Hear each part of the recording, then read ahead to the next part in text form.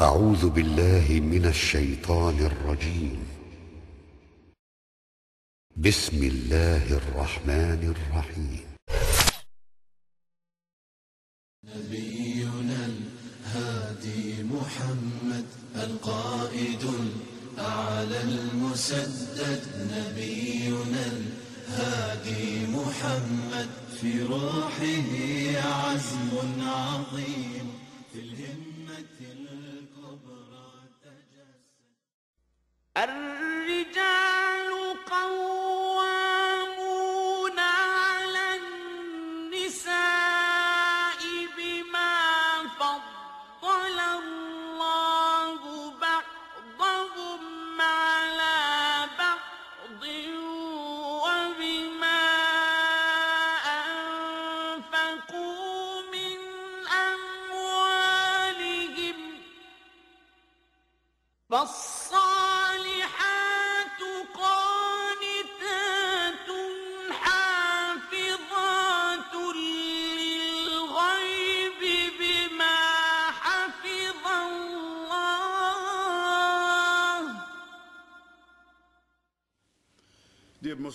Дорогие мусульмане, братья и сестры, сегодняшнюю нашу встречу мне хотелось бы полностью посвятить нашим сестрам.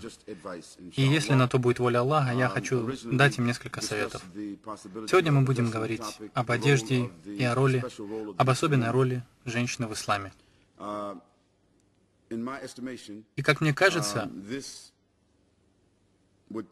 на это уйдет немного больше времени, для того, чтобы как следует подготовиться, намного больше, чем у нас есть сегодня, потому что это очень обширная тема, и мы коснемся ее основных частей лишь вкратце.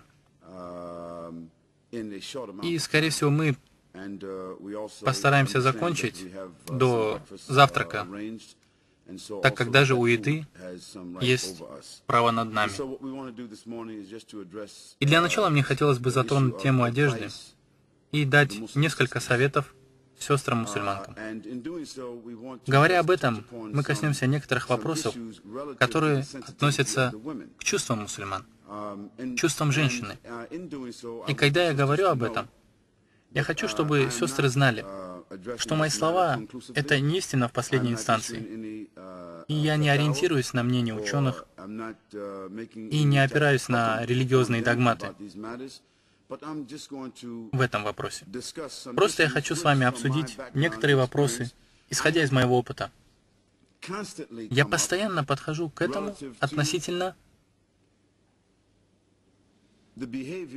поведения, обязанностей и прав мусульманок. Поведение, обязанностей и прав наших сестер. Для начала я хочу попросить у Аллаха награды для тех сестер, которые в этот век смуты, провокаций, аморальности, либерализма и беспорядка, которые олицетворяют собой, так сказать, самый благой пример, воплощающимся в ношении хиджаба, скромности, целомудрии, чистоте и непорочности, в выполнении своих обязанностей в поклонении Аллаху Святому Великому, в изучении Корана в кругу сестер и в следовании по стопам пророка, да благословит его Аллах и приветствует, которые встречают непонимание и противодействие со стороны немусульман из числа их близких и знакомых, но все равно остающихся достойными и спокойными, хранительницами очага, которые повторяют приказы Аллаха и приказы Его посланника, да благословит его Аллах и приветствует, и служат своим мужьям без жалоб, и воспитывают своих детей в соответствии с вероубеждением ислама, и делают все возможное, чтобы дети и семья следовали нормам ислама. которые проводят много времени в поминании Аллаха Свят Он и Велик и занимаются самоочищением, оберегая свой дом от смуты, даджаля и распутства. И мне хотелось бы напомнить нашим братьям, что никто из нас, если бы у нас были такие же обязанности, не смогли бы сделать то, что делают женщины. Психологически вы не готовы делать то, что делают они день за днем. Если бы мужчина забеременел и родил, то он бы умер. Если бы они знали, что в будущем им нужно будет следить за этим ребенком следующие 10 или 15 лет, или 20, а иногда матери заботятся и о взрослых детях, о взрослых мужчинах, которые до сих пор живут со своими матерями, вы бы не смогли этого сделать. И при всем этом она еще заботится и о себе, и о своем муже. Пусть Аллах наградит таких сестер. И пусть Аллах покроет их грехи. И пусть Аллах сделает так, чтобы их братья, мужья и сыновья ценили их, потому что они подобны прекрасному дереву, которое дает прекрасные плоды, о чем Аллах упоминает в Коране.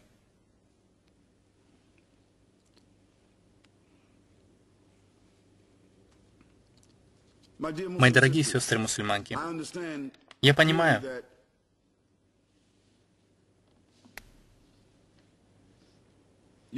что у вас есть проблемы.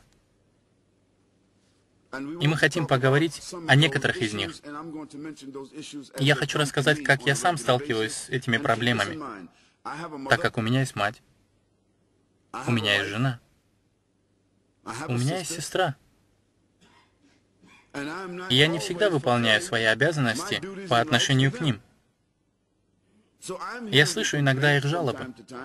И я всегда слышу жалобы мусульманок везде и повсюду. Когда посланнику Аллаха, да благословит его Аллах и приветствует, часто жаловалась одна женщина, то он ответил ей: «Они не лучшие из вас». Когда женщины приходили к посланнику Аллаха, да благословит его Аллах и приветствует, жалуясь на своих мужей, он говорил: «Они не лучшие среди вас». Как многие ученые говорят, что этот ответ — это пример мудрости пророка, да благословит его Аллах и приветствует. Потому что когда он говорил: «Они не лучшие среди вас», это можно понять, что это или женщины, они не лучшие, или мужчины, на которых жалуются, они не лучшие. И все ученые сказали, что оба ответа правильны. И женщины, которые жалуются, и мужчины, на которых жалуются, они не лучшие. Итак, мы знаем, что женщина, которая жалуется, даже если у нее есть на это причины, Аллаху это не нравится, и пророку, да благословит его Аллах и приветствует, это не нравится. Но это совершенно не значит, что женщина не может жаловаться. Она может, и она должна пойти к своему покровителю или имаму, пойти к человеку, который пользуется авторитетом среди мусульман. Даже если он возглавляет небольшую группу людей, неважно, будь то эта группа 5 или 6 человек, даже этого может быть достаточно для решения проблемы. А если же кто-нибудь обладает большей властью, то нужно идти к нему, идти к тому, у кого больше знаний, больше власти среди мусульман. Нужно жаловаться ему и не говорить об этом другим. Не нужно разносить это среди мусульман, обсуждать это с сестрами или с посторонними людьми, плохие качества своего мужа. Не делайте этого. Не распространяйте то, что творится в вашем доме, среди других мусульман. Не делайте этого. Не нужно в компании других женщин жаловаться на своего мужа, жаловаться на свой дом, жаловаться на детей, на еду, на то и на это. Не делайте этого. Адабом каждой мусульманки по отношению к своему мужу будет умение держать себя в руках и хранить секреты своей семьи, и хранить секреты своего мужа, и никогда не рассказывать о его ошибках. Никому. Мы помним, что та женщина, которая пришла к посланнику Аллаха, да благословит его Аллах и приветствует, и сказала: «О посланник Аллаха,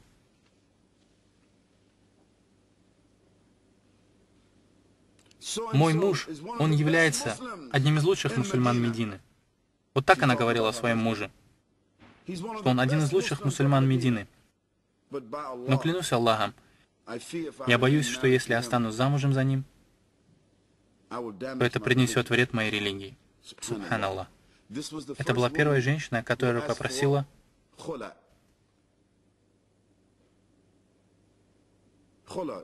это, так сказать, тайный развод.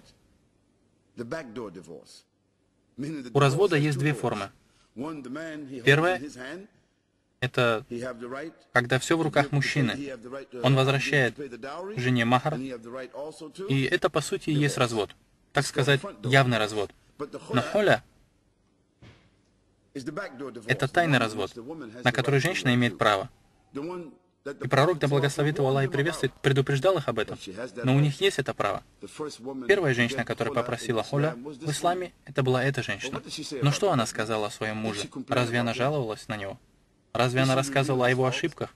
И сказала, из-за чего конкретно она хочет развестись? Нет. Она сказала: «О посланник Аллаха, да благословит его Аллах и приветствует. Он один из лучших мусульман. Но боюсь, если я останусь с ним, то это принесет вред моей религии». И посланник Аллаха, да благословит его Аллах и приветствует, спросил ее: «Отдала ли ты ему обратно дар, который он дал тебе?» Она сказала: «Да». Затем он сказал брату: «Верни ей то, что она отдала тебе». О чем это говорит? Он даже не посоветовался с ним, говоря так-то и так-то. Он сказал: «Верни ей махр».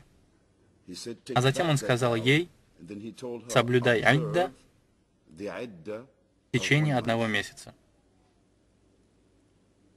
И некоторые ученые говорят, что это был специальный приказ, исключительно для нее, потому что айдда длится 3 месяца. Но в этом хадисе говорится, чтобы она соблюдала его в течение 1 месяца. Но даже в этой ситуации эта женщина что? Она не жаловалась. Она не разоблачала. Хотя у нее были причины на это. Она даже старалась найти эту причину в себе. О, сестры! Что касается поведения, то помните, что вы матери будущего поколения. Ваши дети смотрят на вас 24 часа в сутки. Больше, чем они смотрят на своих отцов. Они смотрят на вас, слышат ваш голос, смотрят вам в лицо, смотрят на то, что вы делаете утром. Если вы не молитесь, неужели вы думаете, что ваши дети будут молиться? Если вы грубые и постоянно жалуетесь, какими же, по-вашему, станут ваши дети?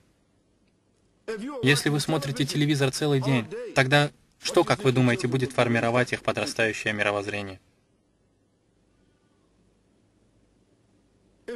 Если вы всегда будете требовать: «Дай мне это, дай мне то, почему ты купил ей это, а мне нет», что же вы думаете, будут делать ваши дочери, когда повзрослеют? Если вы не укрываетесь,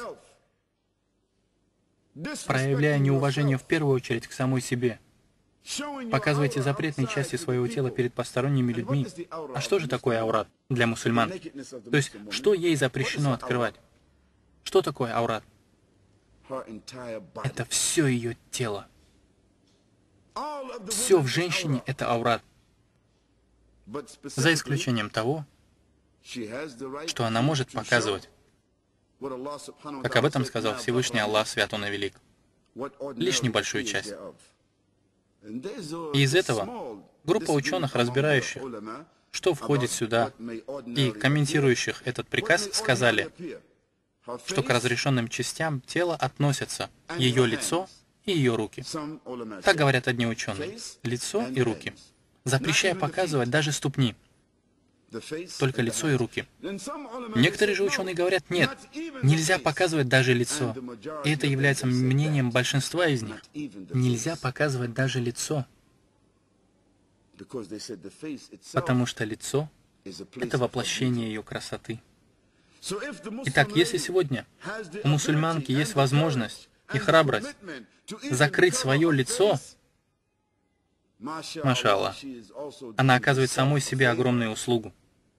И она также оказывает услугу другим мусульманам, потому что таким образом она ограждает их от искушений. Но минимально она должна закрыть все свое тело, кроме кистей рук и лица. И некоторые из ученых говорят, что если она покроет свои руки, то это будет даже лучше. Перчатки будут отличать ее от открытых мужских рук. И мы не можем сегодня в приказной форме говорить, что каждая сестра должна закрывать свое лицо и носить перчатки. Мы не можем этого говорить. Но если она будет делать это будет для нее желательным, лучше для нее. Это благословение для нее.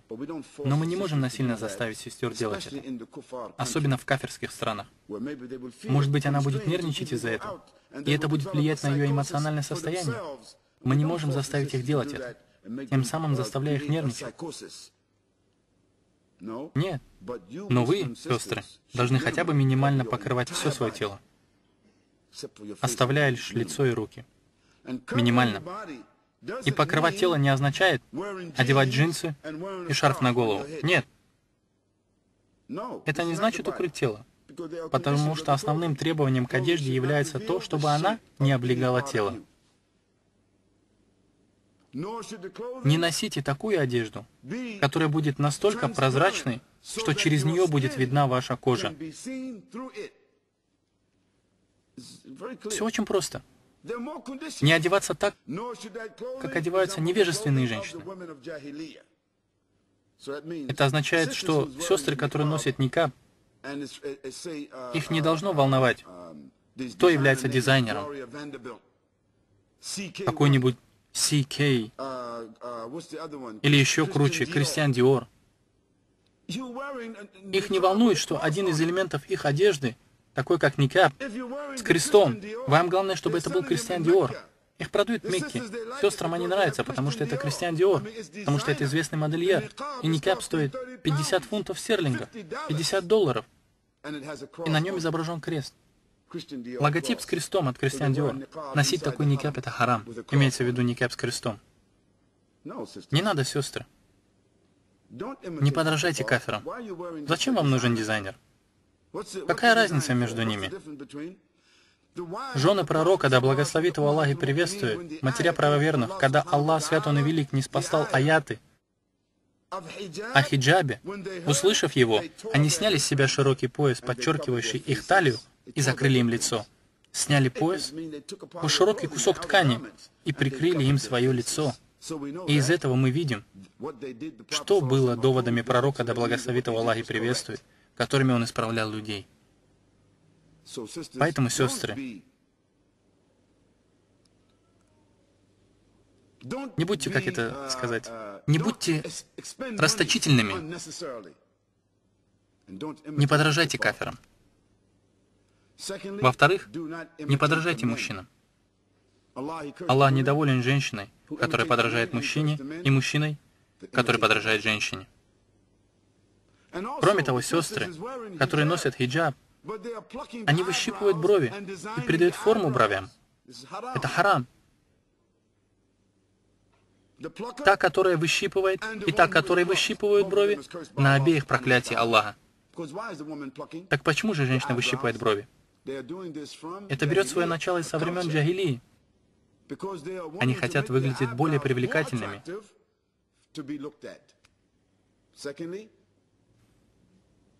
Также Аллах гневается на тех женщин, которые пользуются духами за пределами дома. Почему? Потому что когда она душится и проходит мимо кого-нибудь, мужчина поворачивает голову и говорит: она хорошо пахнет, да и выглядит неплохо. То есть вы являетесь причиной того, что он совершает эту мерзость. Потому что если вы не будете так пахнуть, он не будет говорить подобные вещи. Берегите себя. Берегите себя.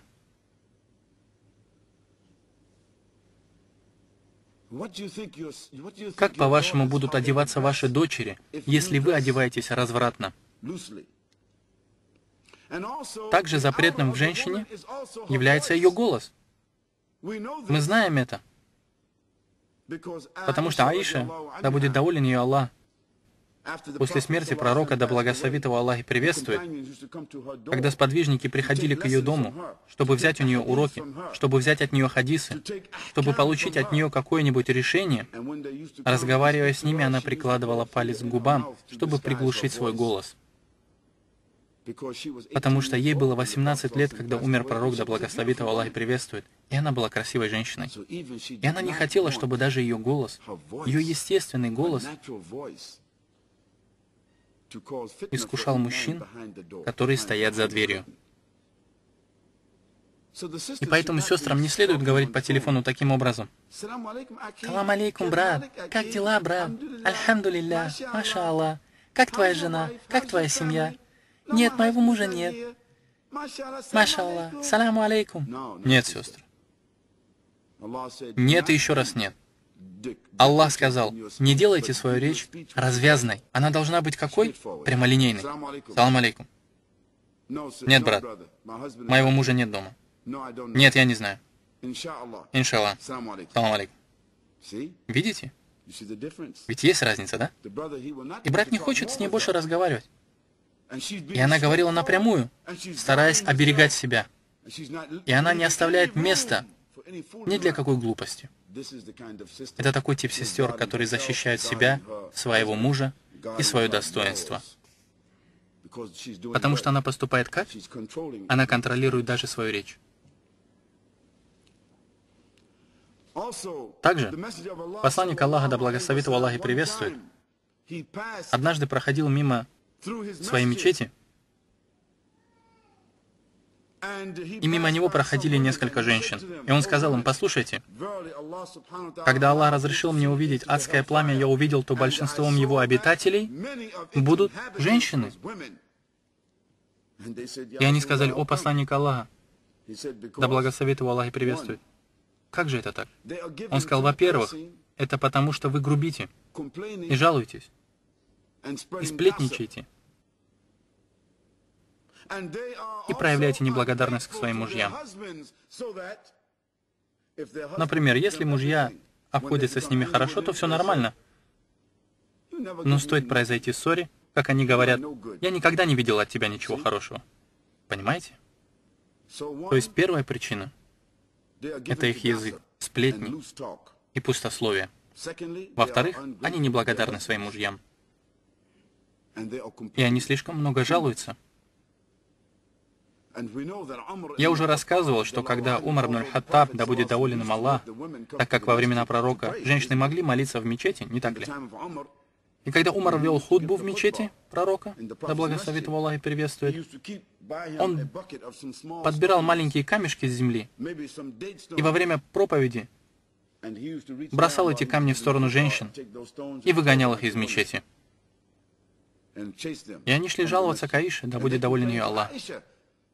Почему Умар бросает в нас камни, прогоняет нас из мечети? Почему он так поступает? Ведь мы молились в мечети во времена пророка, да благословит его Аллах и приветствует. Но Аиша, да будет доволен ее Аллах, сказала, да, вы ходили, но одевались не так, говорили не так, не использовали косметику. Субханаллах. Понятно? Итак, сестры, вы должны беречь себя, контролировать себя и понять, что вы цветы ислама, что вы также те творения Аллаха, которые являются передовой линией домашней защиты. Вы главная линия защиты дома. Как я иногда шучу со своими братьями, я говорю, мой домашний министр сказал мне, будь дома вовремя, не опаздывай. Да, это правда. Сестры имеют право быть в своем доме судьей. Не приходите домой со словами, где еда, почему ты не сделала то, почему ты не сделала это. Успокойся, Оставь сестру в покое. Не нужно говорить ей: поправь занавески, сделай то, сделай это. Она не должна ничего тебе делать. Ничего. Вы, как сказал Аллах, мужчина над женщиной. Это не значит, что вы командир женщины. Это значит, что вы несете за нее ответственность. Она не должна делать никакую работу. Она не должна стирать вашу одежду. Она не должна гладить одежду. Она не должна мыть посуду. Она не должна готовить для тебя. Она не должна делать ничего. Это не ее работа. Если ты хочешь, чтобы кто-нибудь делал это, найми служанку. Но если она будет делать это, то получит благословение от Аллаха, свят Он и велик. Если ты женился на ней, то это еще не означает, что у тебя появился раб или служанка. Если она будет делать это, это будет лучше для нее. Она будет делать это, чтобы вы были ей довольны. А после довольства мужа идет что? Довольство Аллаха, свят Он и велик. А недовольство мужа, значит недовольство Аллаха. Пророк, да благословит его Аллах и приветствует, сказал: если мужчина заснул ночью, имея желание близости с женой, но не получив это от нее, за это ангелы будут проклинать ее всю ночь. Если она хочет, чтобы муж был ею доволен, она должна делать все для этого.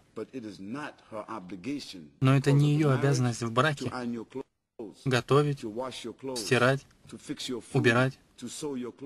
Потому что пророк, да благословит его Аллах и приветствует, как он поступал? Он сам делал все эти вещи для себя, чтобы облегчить работу женщины, потому что он был благодарным. Значит, когда мужчина приходит домой, он должен быть благодарным своей жене. Если она приготовила ему еду, убрала дом, позаботилась о детях, нарядилась для него, заботится о доме, о твоей чести, о твоей репутации. Она хранительница очага. И это нелегкая работа. Поэтому, братья, не возлагайте больше ответственности на нее своими требованиями. И в то же время будьте благодарными.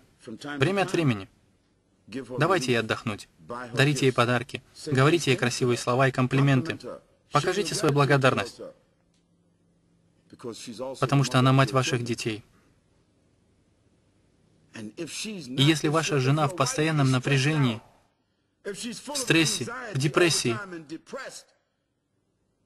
то какими же будут ваши дети? Они тоже будут в таком же состоянии, так как ее настроение передается им. Итак, сестры, поддерживайте чистоту в вашем доме. Ухаживайте за собой, за своими детьми. Делайте так, чтобы ваш муж хорошо себя чувствовал, когда приходит домой. Не встречайте его у двери, докучая его вопросами. Где ты был? Где деньги? Где то, что ты мне обещал? С кем ты говорил? Что это? Что то? Да. Такая женщина сама себя заводит. И особенно в наши дни. Сегодня мужчин не так много, а женщин наоборот. Слишком много рыбы в море. Мне все равно, насколько ты красивая. Какая бы красивая и молодая ты ни была, в море слишком много рыбы. Если хотите знать, вот вам статистика, сестры. Мы немного отойдем от темы, я просто хочу вам сказать, что сейчас на Западе 2,5% женщин приходится на одного мужчину. Так, давайте добавим вместе с этим минус гомосексуалисты. Получится 3,5%, так? Но ведь это же правда. Так, минус мужчины, которые ведут разгульный образ жизни, которые не хотят жениться, уже 4,5%. Минус наркоманы и алкоголики будет 5,5%. Потому что 2,5% это вообще все мужчины, представители мужского пола. Не мужчины, а представители. Это разные вещи. Минус мужчины, которые сидят в тюрьмах, и у них большие сроки, то уже будет 6,5%. Минус мужчины, которые на войне, и они могут вообще оттуда не вернуться, будет 7,5%. А как насчет мужчин, которые еще не определились с вопросом? Кто они по жизни? Мужчины или женщины? Они не знают, кем хотят быть. Они летают в облаках. Уже 8,5%. А как насчет безответственных мужчин, которые висят на шее у своих матерей до 30 лет? Это уже 9,5%. И если все оставшиеся мужчины женятся, что же тогда делать остальным сестрам? Мы говорим о нормальных мужчинах. Кто же это? Это тот, кто несет за нее ответственность, удовлетворяющий все ее потребности. Физические, умственные, психологические, финансовые. Если бы у всех мужчин были жены, что тогда делать остальным сестрам? Им что, вступать в однополые браки? Или всю жизнь оставаться старыми девами? Нет, это мудрость Аллаха Святого Навелик. Мы говорим о мудрости, так как дело в том, сестры, что если у вас есть мужчина, даже если вы думаете, что он так, третий сорт не брак, заботьтесь о нем. Заботьтесь о нем, иншаллах. Будьте благодарны Аллаху Святому Навелик, особенно если он верующий, если он молится. Будьте благодарны Аллаху Святому Навелик. Почему? Потому что, может быть, вы не успеете набрать воды из колодца, пока он высохнет. Вы видите? Тогда вы будете, как многие сестры во всем мире, в возрасте от 20 до 25 лет, которые никогда не выйдут замуж. Сестры на Западе думают, что если они разведутся с одним, то они с легкостью найдут другого мужчину. Потому что есть очень много братьев. Хвала Аллаху. Если ты мне не нравишься, я найду себе другого. Это заблуждение Запада. Поэтому столько женщин бросают мужчин. 3 месяца бросают его. Выходят замуж, берут махар, бросают его. И опять выходят замуж. Это происходит только на Западе. В мусульманских странах такого не бывает. Когда женщина живет в мусульманской стране, в некоторых случаях она больше никогда не выходит замуж. Не так ли? Так, мусульманка в мусульманских странах, она растет с большим уважением к мужчине, чем здесь. Потому что здесь женщина может закинуть деньги в аппарат и вытащить оттуда мужчину. Когда она идет в клуб или назначает свидание по интернету, у вас есть много возможностей получить мужчину. Отправила запрос, нашла подходящего и получила его по почте. Это заблуждение. Хорошие сестры общаются со своими мужьями сдержанно. И даже если он не сдержанный, если он грубый, исправляйте его, наставляйте его. Не жалуйтесь на него, а помогите ему. Сделайте его лучше, чем он есть. Пожалейте его. Говорите с ним хорошо. Скажите ему: просыпайся на фаджр. Скажите: любимый, салам алейкум. Я иду на утреннюю молитву. Помолишься со мной? Иди в мечеть. Почему ты не идешь в мечеть? Вот, я сделала тебе кофе. Вот твоя еда. Выпей кофе, покушай и иди в мечеть, иншаллах. Аллах вознаградит того, кто идет в мечеть. Ты не хочешь в мечеть? Тогда, пожалуйста, помолись со мной. Как долго вы думаете, если вы будете общаться с ним так, будете хорошо с ним разговаривать, скоро он будет молиться с вами? Но большинство мужчин, которые не идут или не просыпаются на утреннюю молитву, думают, что? Что они лежат в постели с женой, которая тоже не молится. В большинстве случаев. Поэтому, сестры, призывайте своих мужей молиться. Призывайте их читать Коран. Призывайте их быть благочестивыми мусульманами. Призывайте их проводить время с семьей, хотя бы 30 минут. И не жалуйтесь, если из пропитания только вода и печенье. Ешьте это. И не жалуйтесь. Если он не принес ничего, кроме воды и печенья, то покажите ему, что это для вас как будто большая вечеринка. Субханаллах. Хвала Аллаху, ты принес нам фрукты, принес нам отбивные или что-то подобное. Маша Аллах. За это вы получите большую награду от Аллаха. Такую большую, потому что на нем ответственность за тебя, а на тебе же награда за удовлетворенность. И это вопрос поведения. Сестры, с точки зрения ответственности женщины, то есть ответственность женщины — это охранять в отсутствии мужа то, чем наделил их Аллах.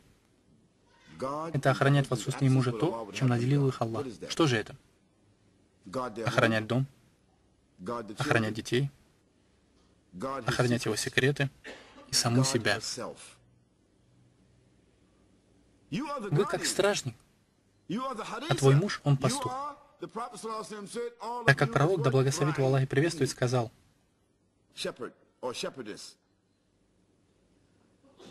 Аллах сделал вас ответственными за что? За тех, кто является вашей паствой. И имам, он пастух чего? Джамаата, общество. А отец или муж, он пастух чего? Твоей семьи. А наши матери, они пастухи чего? Самих себя и их семей в отсутствии мужа. Аллах сказал вам быть ответственными за свою паству. Вы же, сестры,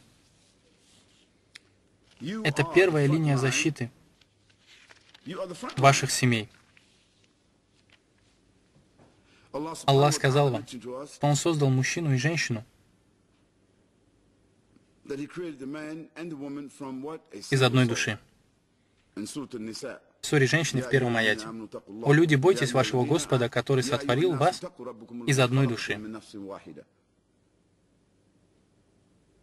Создал из одной души. И вся эта идея, что женщина создана из ребра, и в Коране не сказано ребро. Сказано из одной единственной души. Это был первый этап создания. А каким образом Хава была вытащена из Адама, это уже другое дело. Но создание было как? Из одной единственной души. Все равно, что из одного стакана воды. Вы можете вылить половину, сделать чай, а из другой сделать кофе. Но в сущности, изначально, это одно и то же. Да, Аллах создал мужчину такими, а женщин совершенно другими. И они абсолютно разные. Их права и обязанности не одинаковые. Это огромное заблуждение. Равенство женщин. Это глупость.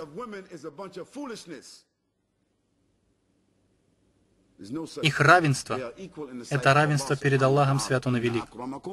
И поистине самый почитаемый перед Аллахом среди вас тот, кто наиболее богобоязненный. Они равны перед законами Аллаха. Они равны относительно своей богобоязненности. Но они не равны в своей ответственности, в своем строении, в своем мышлении и в своих обязанностях перед обществом. И когда мы забываем об этом, мы забываем свое предназначение. А когда мы забываем его, это уже не совпадает со смыслом аята. Как будто бы мы говорим, что женщина над мужчиной. И они хотят, чтобы женщина была главой. И это то, что происходит в обществе сейчас. Женщина стала руководить всеми мужчинами. А особенно на Западе. Мы наблюдаем интересный феномен среди мигрантов. Когда они переезжают на Запад, так как он очень развитой, и что же они делают? Они дают женщине все права. Дают ей дом, различные документы, медицинскую книжку, дают ей деньги и дают ей мужчину в конце этого. И если мужчина ведет себя не так, как ей нравится, она говорит ему: «Пошел вон отсюда. Это мой дом. Не говори мне то, что я должна делать. Это мои дети. А если ты будешь со мной так разговаривать, я обращусь в суд, и тебя посадят». И что получается, если мужчина разведется с ней? Он потеряет семью, он потеряет детей, и происходит что? Что женщина становится на уровень мужчины. И что стало с мужчиной? Он теряет моральный облик, он теряет стабильность. Это цель Запада. Это то, что они делают. Сестры, не будьте частью этого заговора. Выполняйте ту роль, которую возложил на вас Аллах, свят Он и велик. В чем же она заключается? Главная из ее составляющих — это воспитание детей. Беречь домашний очаг. Насколько же это великая обязанность? Воспитание детей, ведение хозяйства, подготовка следующего поколения, которые будут лидерами этого поколения. Вы в ответе за это. Не желайте быть похожими на мужчин, потому что это может привести к тому, что женщина, которая хочет походить на мужчин, она хочет иметь свои деньги, свою машину, свою собственность, свое время, свою квартиру. Когда она выходит замуж, она хочет свое свободное время, чтобы все делилось пополам. Она хочет выходить по утрам из дома, когда он уходит. Она одевается тогда, когда он одевается. Они по очереди выходят с детьми на прогулку. А потом она его спрашивает: «А кто покормит сегодня детей? По-моему, я задержусь на работе». Он начинает кормить детей постоянно, она все время опаздывает. А потом по дороге она берет большой бургер или что-нибудь еще, чтобы покормить детей, потому что она устала и не будет готовить. Они едят большой бургер, Макдональдс. Они едят еду быстрого приготовления. И кто в итоге будет общаться с вашими детьми весь день? Это все потому, что она хочет свои деньги, свою машину, свою семью, и то, и другое. Я не говорю, что женщины не могут работать. Они могут, если ее работа не мешает ее обязанностям. Если она не будет в опасности, если ее работа не заставит ее снять хиджаб, если это не будет в ущерб ее семье,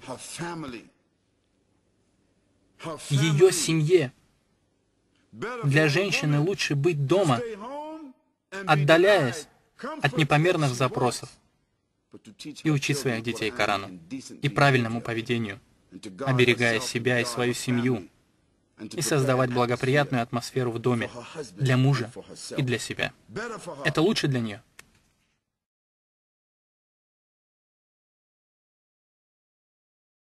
Дорогие сестры, ваша обязанность — это получать знания. Потому что если у вас нет нужных знаний, кто тогда будет учить ваших детей? Как вы будете молиться? Мужчины нет дома. У большинства мужчин нет времени. И иногда у них у самих нет знаний. Но даже если они у них есть, то у них нет времени для того, чтобы учить сестер. И сестры, не вините своих мужей. У тебя никогда не бывает времени для меня. Ты никогда не занимаешься со мной. Ты не читаешь мне аяты Корана. Ты не читаешь мне какие-нибудь хадисы. Послушай, сестра, но ведь у тебя есть Сахих аль-Бухари дома. У вас есть Коран дома. В чем проблема? Некоторые сестры в Сиднее знают Коран очень хорошо. И вместо того, чтобы сплетничать в мечети с другими сестрами о шопинге, о детях, о доме, о том, о сём, о своем муже, выйдите оттуда. Пойдите к сестре, у которой есть знания об исламе, которая знает наизусть Коран. Она знает хадисы. Она знает исламское право. Она знает тафсир или жизнеописание пророка, да благословит его Аллах и приветствует. Идите к таким сестрам. Проводите с ними 1 или 2 часа в неделю, чтобы исправить свой намаз, свое чтение Корана. Читайте побольше сиру, вопросы этики, чтобы когда ваш муж придет домой, и когда ваши дети придут домой, ты сможешь сделать что? Дать ему совет, научить их чему-либо. Потому что ты учитель дома. Ты, не твой муж. Он создает условия, а ты учитель в доме. Муж построил школу, а ты классный руководитель. Мои дорогие мусульманки, также вы первая поддержка мусульманского общества. Я сказал общество. Если ты считаешь, что мечеть недостаточно уютна, если ты считаешь, что атмосфера в ней не подходит для женщин, и то, что мужчины ущемляют ваши права, или что-нибудь еще, возможно, даже вы правы. Но что вы будете делать по этому поводу? Создайте какую-нибудь организацию. Не жалующийся комитет, а тот, который будет работать. Пойдите к имаму или к главе джамаата через его жену. Скажите: вот мы, 10-15 сестер, которые хотят помогать джамаату. Имам, что мы можем сделать? Можем ли мы повесить красивые занавески на окна? Можем ли мы каждый месяц менять мыло, туалетную бумагу, чистить туалеты, ставить аэрозоль? Брат имам, можем ли мы приходить в мечеть раз в неделю? Может быть, ночью в четверг или утром в пятницу? Можем ли мы пылесосить, чистить полы? Все, что мы можем, братья. Имам, можем ли мы привести в порядок комнату для женщин, убрать ее? Можем ли мы обустроить ее так, как нам нравится? Можем ли мы украсить все растениями, разными цветами, чтобы это место выглядело красивее? Можно мы подметем двор? Можем ли мы собрать пожертвования, чтобы мечеть выглядела лучше? Брат имам, что мы можем сделать? Можем ли мы выбрать один день для лекций сестрам? Брат имам, мы можем собирать деньги. Нас 100 человек. Если мы будем давать по $5 каждую неделю, что нам делать с этими деньгами? Как вы думаете, что может сделать эта группа женщин для того, чтобы изменилось что-то в джамаате, вместо того, чтобы жаловаться? Сестры, вы также передовая линия защиты джамаата. Поддерживайте имама, мужа. И в своем кругу наставляйте друг друга. Когда сестра приходит к вам и жалуется на своего мужа, скажите ей: сестра, тихо. Не надо, пожалуйста. Я не хочу слышать разговоры такого рода. Я не обязана это слушать. Скажите ей, что пророк, да благословит его Аллах и приветствует, сказал: хорошим качеством мусульманина является его нежелание слушать то, что его не касается. Поэтому, сестра, меня это не касается. А так как эта ситуация меня не касается, я не судья, я не адвокат, я не семейный психолог, и я тем более не мусорный ящик, чтобы туда класть твой мусор. Не надо запихивать его мне в ухо. Твой муж – мой брат по исламу. И я не хочу, чтобы мой разум и сердце менялись в отношении моего брата. Пророк, да благословит его Аллах и приветствует, сказал: когда один мусульманин жаловался на другого, он сказал: я не хочу, чтобы кто-нибудь из вас говорил мне что-нибудь плохое о другом брате. Потому что, когда я вижу его, мое сердце меняется к нему. Понятно? Не делайте этого. Скажите сестре, чтобы она боялась Аллаха, свят Он и велик, чтобы она избегала решения этой проблемы таким образом. И скажите: иншаллах, если есть что-то, в чем я могу тебе помочь, я помогу. Давай закроем эту тему. Лучше почитаем Коран. Наставляйте их по Корану, по сунне пророка, да благословит его Аллах и приветствует. И скажите ей, что это не является правильным поведением верующего.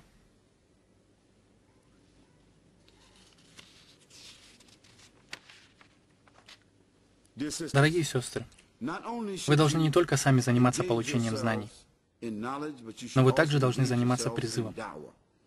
Дa'ва. Мы говорим о проблеме большинства женщин.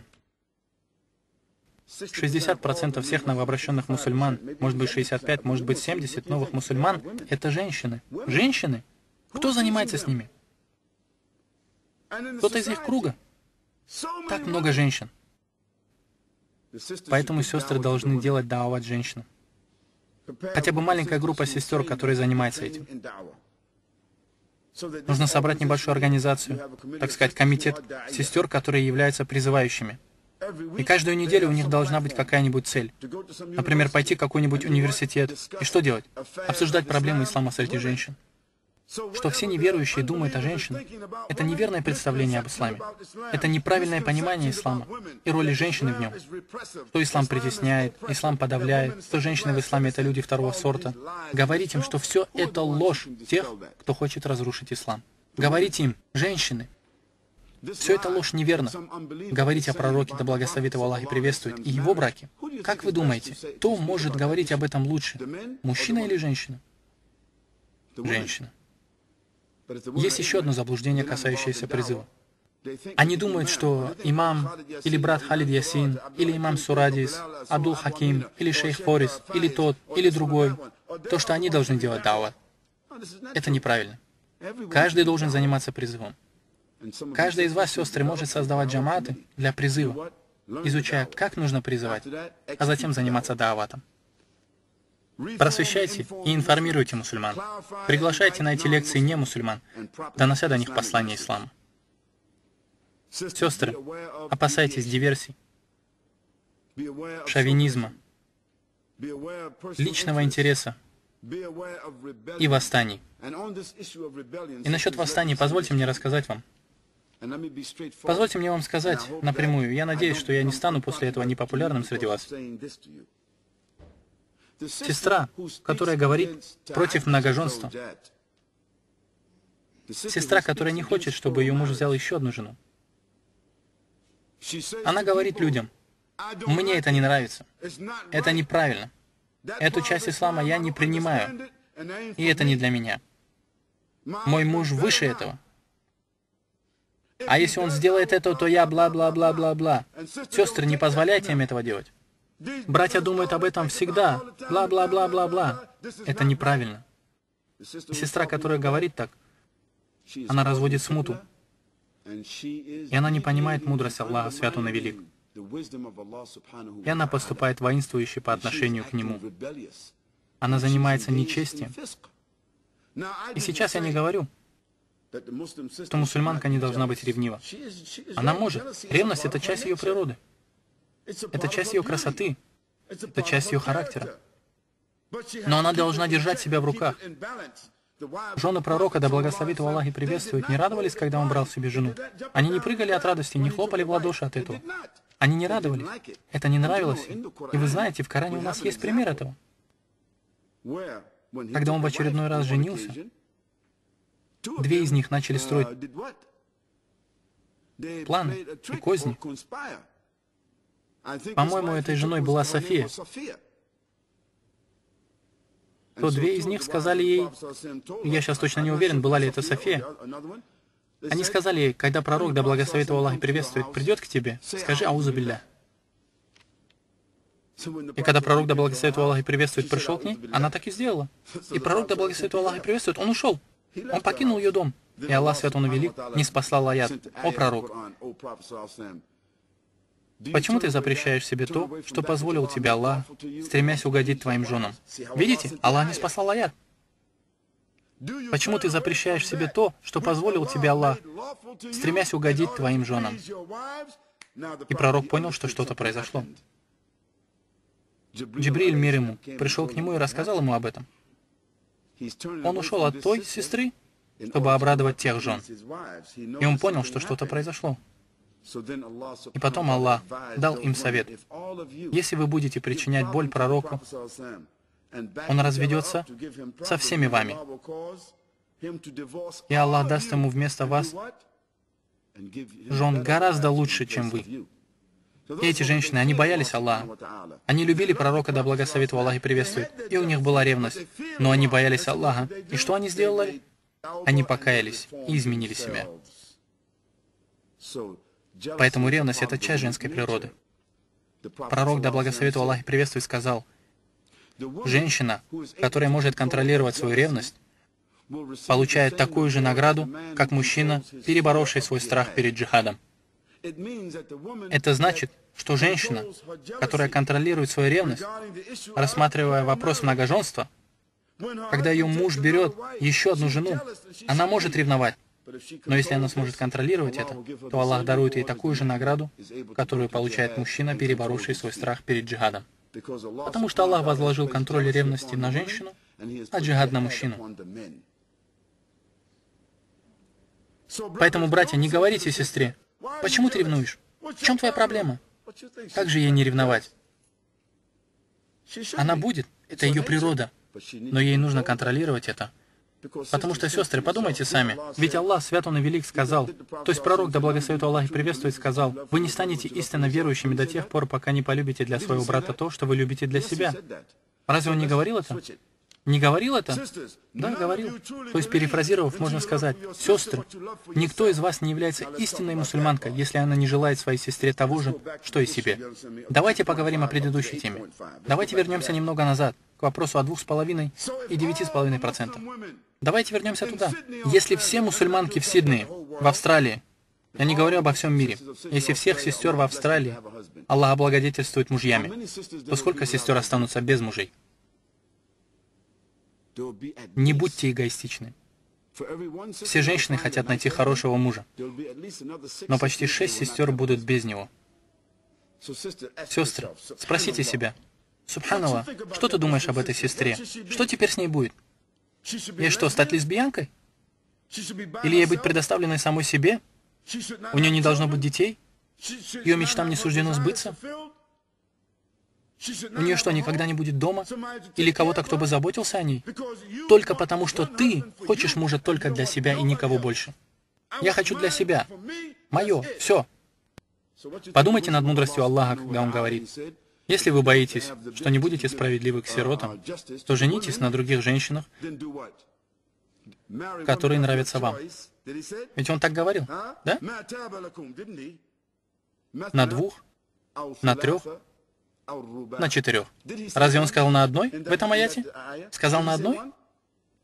Нет, Он сказал матна. Это значит на 2.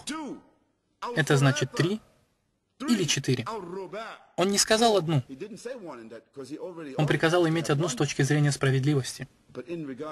Но Он также сказал 2, 3, 4. Итак, что же такое несправедливость? Несправедливостью в данном случае будет то,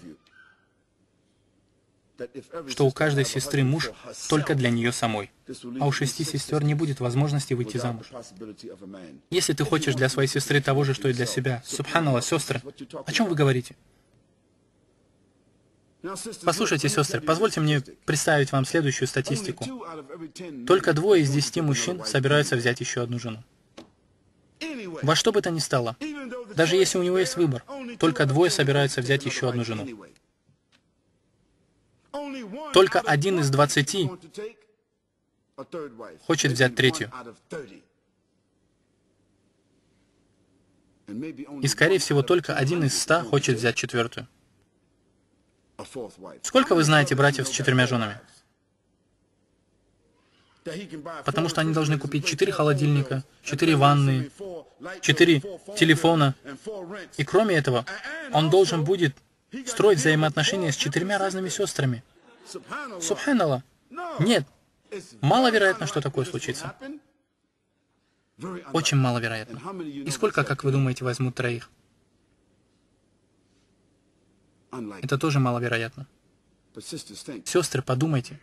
Если вы будете терпеливы и скажете ему: брат, послушай, мне это не нравится, я буду честна с тобой, я ревную, я не хочу, чтобы ты это делал. Но это твое право, данное тебе Аллахом. И Аллах спросит тебя за твое право. Если ты думаешь, что ты должен сделать это, естественно, мне это не нравится, но я это буду терпеть, ради Аллаха. Почему? Потому что это моя сестра. Особенно, если он женится на сестре, у которой уже есть дети. Что будут делать эти дети? У нее уже есть дети. Кто будет оберегать их? Кто будет заботиться о них? Твой муж работает, у него есть знания, он здоров. И если ты сообразительна, просто посидишь и немного подумаешь, что ты поймешь, что иногда ты надоедаешь мужу. И иногда вы нуждаетесь в помощи тех детей. Просто подумай. Если вы охладите свой пыл и свою ревность, вы осознаете, что выгодно то, что у него есть еще одна жена. Потому что вы можете делать все вместе. Иногда она может смотреть за вашими детьми, иногда вы за ее детьми. Иногда вам надоедает готовить мужу, ухаживать за ним. Иногда вы от него устаете. Это лучше для тебя. У вас будет время на саму себя. Дорогие сестры, у чьих мужей есть еще одна жена. У вас должны быть хорошие взаимоотношения с ними. Вы должны поговорить об этом с сестрами. Не с теми, которые жадные и ревнивые. Если она не ценит одного мужчину, даже если он принадлежит только ей. Я вам приведу еще одни данные, сестры. Знаете ли вы о брачных договорах? Большинство проблем внутри семьи не там, где несколько жен. А знаете где? Большинство проблем происходит в семьях, где живет одна жена. Это статистика.